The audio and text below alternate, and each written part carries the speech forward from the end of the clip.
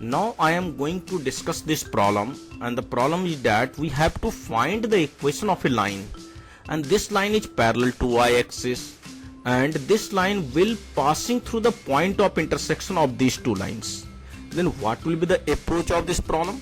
As we know that the line which is parallel to y-axis will be represented by x equal to some constant, right?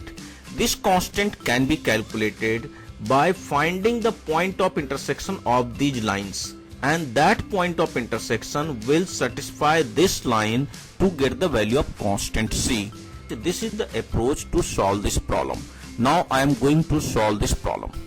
This one is the line which is x minus 7y plus 5 equal to 0. This one is the line which is 3x plus y equal to 0. This is the point of intersection of these two lines. Now we have to get this point of intersection by solving this equation. Put y equal to minus 3x in this equation to get the value of x.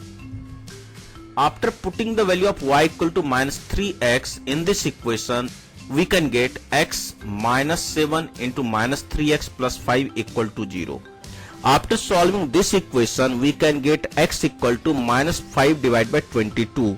To get the value of the y coordinate of the point of intersection, place the value of x in this equation. After placing the value of x in this equation, we can get y equal to 15 divided by 22.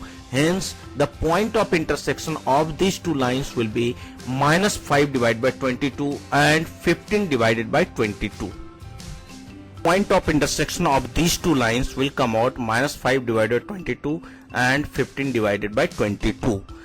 This one is the line which will be parallel to y-axis. This line is passing through this point, hence this point will satisfy this line and we can get the value of c. We can get the value of c equal to minus 5 by 22. Equation of the line which is parallel to y-axis and passing through the point of intersection of these two lines will be given by x equals to minus 5 divided by 22.